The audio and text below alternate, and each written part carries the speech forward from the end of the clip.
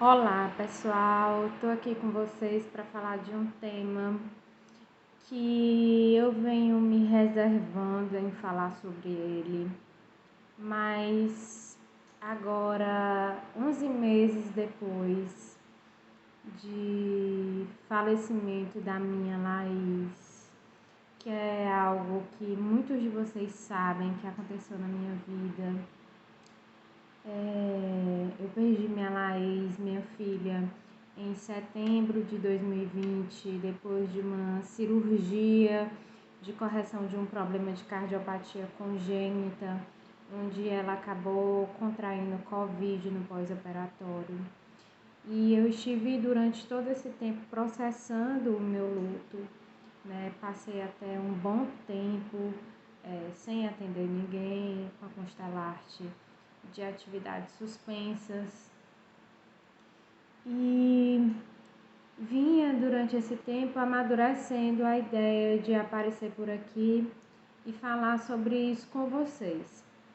Por que falar sobre isso com vocês? Porque eu não fui a única pessoa desde aquele dia 11 de março de 2020, quando foi decretada mundialmente a pandemia, que perdeu alguém. Eu não sou a única pessoa que está de luto. Eu não sou a única pessoa que está chorando por alguém. Eu não sou a única pessoa que está sentindo uma dor profunda de perda. E enquanto alguém que trabalha como ajudadora, que trabalha ajudando pessoas a superarem as suas dores, a lidarem com as suas dores, a se liberarem daquilo que vem fazendo com que essas pessoas fracassem em algumas áreas da sua vida, eu me sinto, não é nem na obrigação, mas eu me sinto na liberdade de compartilhar como tem sido a minha vida nesses últimos 11 meses. Na verdade, nem nesses últimos 11 meses, mas mais do que isso. Afinal de contas, o meu luto começou quando eu descobri que a minha filha tinha esse problema, né? Porque existem muitos tipos de luto. Existe o luto daquele pai de família que perde o trabalho. Existe o luto daquele aluno que passa o ano inteiro se preparando para o concurso público e não é aprovado. Existe o luto daquele aluno que passa o ano inteiro se preparando para o vestibular e não é aprovado. Existem vários tipos de luto, que são expectativas frustradas, né? Que são perdas, né? E eu tive em um primeiro momento, junto com o meu marido Joaquim, o luto de não ter a criança perfeita, né? E então, naquele primeiro momento, eu fui tomada justamente pelo medo de perder a minha filha para uma doença que a gente ainda não sabia se seria grave ou não, né? E o luto, ele, na perspectiva sistêmica, na perspectiva humana, na perspectiva psicológica, na perspectiva da vida, em qualquer perspectiva, ele dói, ele machuca, e quando ele bate na porta, o coração aperta e a alma chora, e a gente só quer alguma coisa para aquecer o coração. E o que fazer diante da perda, diante da dor? Eu queria ter uma fórmula mágica, eu queria dizer assim, a constelação ela traz um caminho mágico que você segue e a partir desse caminho você se libera da dor e você está completamente livre para seguir adiante sem sentir nenhuma dor. Mas isso não existe. Eu sinto dor pela perda da minha filha, como humana que sou. Porque antes de ser consteladora, eu sou um ser humano comum. Eu sou mãe, sou esposa, e sou filha, e sou irmã, e sou neta. E como mãe, eu carrego essa grande dor. Essa dor de ter perdido a minha filha. Então, eu já quero dizer que eu não tenho nenhuma fórmula mágica para apresentar. E eu estava aqui produzindo alguns conteúdos, algumas postagens, alguns textos das minhas reflexões filosóficas que eu gosto de compartilhar com vocês, no intuito de ajudar a todos a refletirem sobre suas próprias questões, a identificarem questões que precisam ser trabalhadas. E me veio, sabe? Me veio essa falta que ela me faz, me veio as imagens das infinitas possibilidades de espaços que ela poderia estar ocupando aqui na nossa casa. Me veio as infinitas imagens do que eu poderia estar fazendo nesse momento se ela estivesse aqui.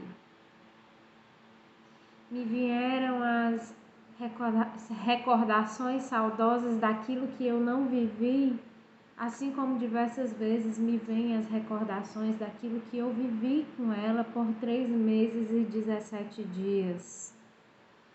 E muitos dos meus clientes têm as suas recordações daquilo que eles viveram com os seus entes, com os seus pais, com as suas mães, com os seus amigos, com os seus primos, com os seus entes queridos, com aqueles que encontraram na jornada da vida e que foram caros e que agora lhe fazem falta. Nós vivemos um grande luto, um luto da vida que nós tínhamos, um luto do trabalho que nós desempenhávamos, na forma que desempenhávamos, um luto dos abraços que nós podíamos dar, um luto dos beijos que nós podíamos dar, um luto da vida que nós podíamos viver.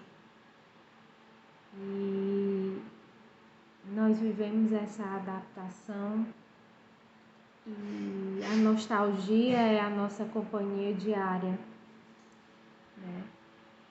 E falando especificamente desse luto que nos ronda, que é o luto da morte dos nossos entes queridos, algo que nos ajuda a lidar com isso, que eu desenhei aqui nas minhas reflexões, é a gente pensar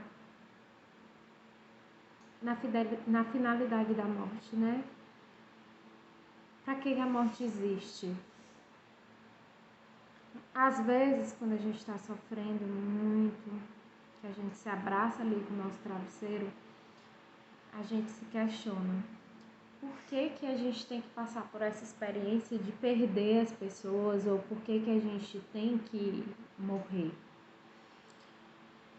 E quando a gente está com a mente mais clara, então a gente começa a pensar como seria a vida se a morte não existisse.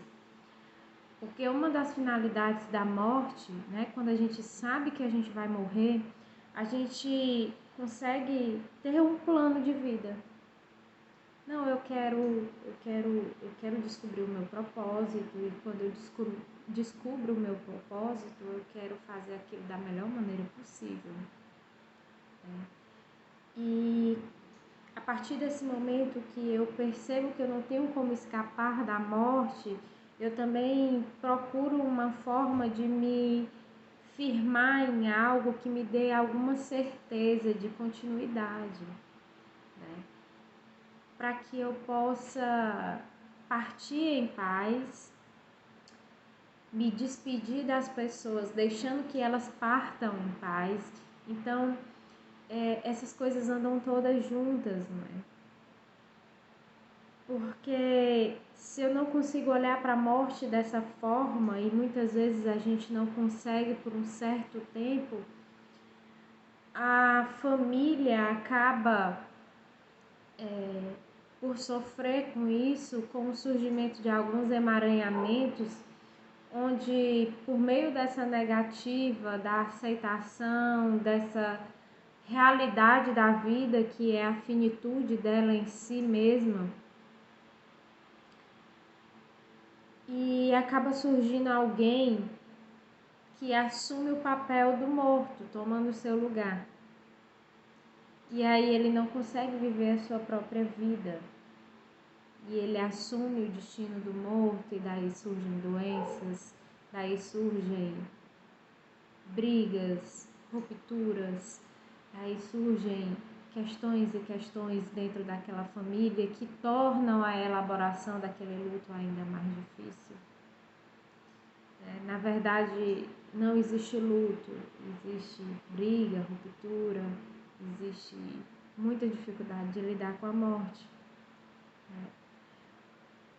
É muito difícil lidar com o luto, porque é difícil lidar com a morte, porque nós não somos preparados para isso, principalmente a geração da minha geração para cá. Antigamente existia-se o costume de velar o morto na sala de casa, e a pessoa morria na cama, ali, rodeado pela família, acontecia uma despedida, né? E dentro daquilo que era a crença de cada um, aconteciam as orações. Hoje as pessoas morrem no hospital, todo mundo evita ver o momento da morte, evita conviver com as lembranças da morte, procura um lugar para velar um morto. E foi assim comigo, e é assim com você, e é assim com todos nós. E alguém vai assistir e vai dizer: graças a Deus, Deus me livre de ter essas lembranças na minha casa, e Deus me livre para mim também, sabe? Eu não fui educada para isso, você também não foi. Isso dói. E dizem os estudiosos da psique que o luto tem fases: negação, raiva, barganha, depressão, aceitação. Como mãe, eu não imagino a fase da aceitação chegando, né? E eu converso com outras mães nos grupos de apoio, e nós conseguimos encontrar uma palavra que se chama adaptação. Realmente você passa por essas fases, né? Você nega, como pode? Não, isso não é possível, isso foi culpa do fulano, isso foi culpa do ciclano, isso foi culpa do Deltrano. Você tem explosões de raiva, como ser humano que é, como ser humano que sou, como ser humano que somos, né? E na fase da barganha, você se aproxima muito de Deus, e você ora, e você se apega, e a fé é muito presente. Essa é uma fase que deixa algo na minha percepção, muito positivo, porque a fé fica, né? E depois se instala aquela tristeza profunda, aquela depressão. Só que essas coisas, elas não são uma equação matemática, não vai, começa um, vai a outra, e vai a outra, vai a outra, vai a outra, não, essas coisas acontecem, aí você tá numa e volta para outra e vai, isso faz parte da elaboração do luto, e isso dura em diferentes fases para cada um, né? O luto, ele dura um tempo diferente para cada pessoa, né? Uns precisam de 3 meses para entender o que aconteceu, outros precisam de mais tempo.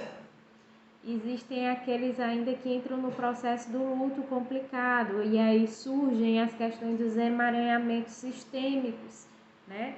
Aí dentro daquela família começam a surgir determinadas questões que aí vão deixar marcas no sistema familiar, E vão surgir distorções que depois vão precisar ser vistas, né, para poder não ficarem passando aí questões de geração em geração que venham a trazer contextos mais graves aí para dentro da história daquele sistema familiar.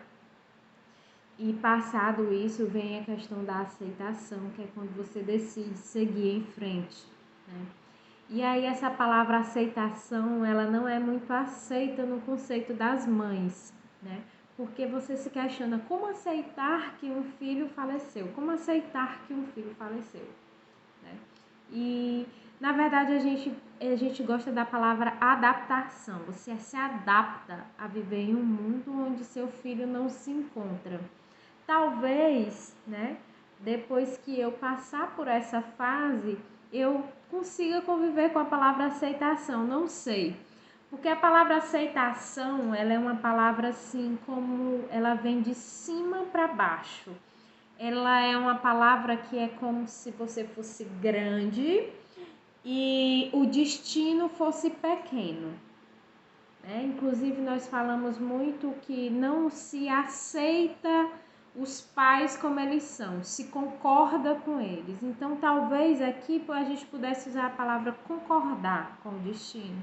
É por isso que a gente fala, na minha perspectiva, na perspectiva de muitas mães, a gente fala se adaptar, né? Que é quando vem o seguir em frente, né? E essa força para seguir em frente, ela tem muito a ver com a sua conexão com o seu pai.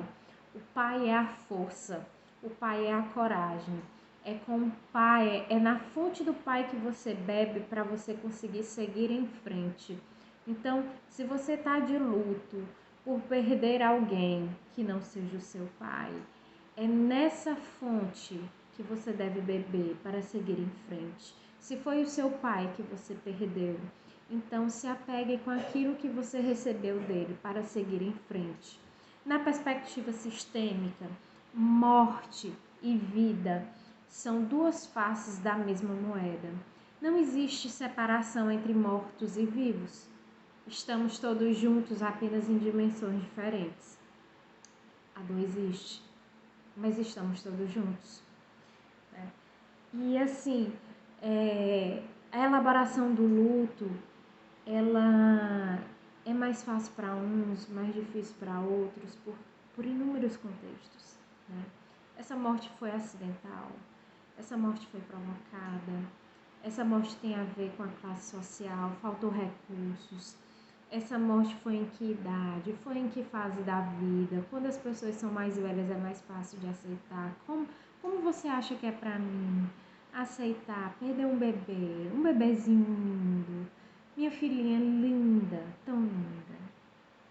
Eu penso tanto nisso, tanto. E esse é o meu sagrado que eu resolvi abrir para você. São tantas noites pensando nisso. E esse talvez seja o conteúdo mais especial que eu poderia fazer. É o conteúdo do ser humano carinho para você. O luto, ele é uma luta. E essa luta, ela fica mais fácil de ser vencida quando você busca uma compensação. Um grande exemplo que nós temos de uma pessoa que buscou uma forma de compensar a perda é a mãe do Cazuza, com a fundação que ela realizou. Eu tenho dado alguns passos tímidos com um projeto, porque ele é tímido mesmo, porque ele segue o passo a passo, o compasso da minha questão com a elaboração do meu próprio luto, que ainda está seguindo a sua sequência, que ainda está seguindo o compasso da minha dor, que é o projeto Mães Invisíveis. tem ideias para mães que a sociedade não consegue ver, mães como eu, que muitas vezes as pessoas tentam dizer que não são mães porque não são vistas com seus filhos. A sociedade tenta negar, mas nós sempre seremos mães, até porque os nossos filhos estão aí, só muda a dimensão. O seu pai, a sua mãe, o seu sobrinho, o seu primo, o seu ente querido, a sua pessoa de valor, ela está aí. Ela sempre estará aí. Ela sempre ocupará o lugar que é de direito dela dentro do sistema familiar, dentro do seu sistema familiar, dentro do sistema familiar dela. Ninguém pode ocupar o lugar que é dela. Ela pertence, sempre pertencerá. Entende? Morte e vida são como dois reinos que vivem juntos.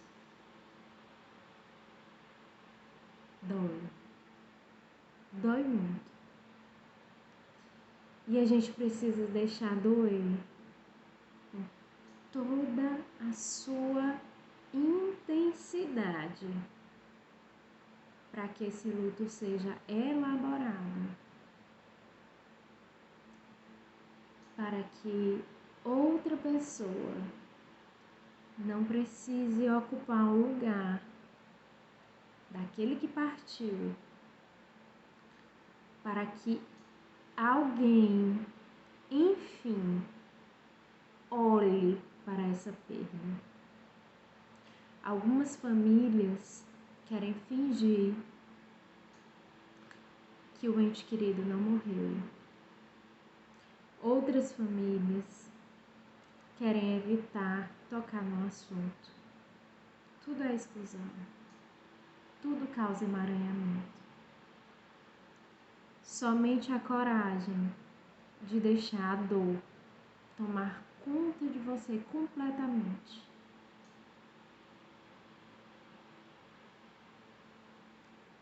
pode deixar o luto passar. E era isso que eu queria deixar com você. De enlutada para enlutados. Eu te desejo paz. Eu te desejo amor. E eu te desejo coragem para seguir em frente quando for possível para você. Um abraço no fundo da alma.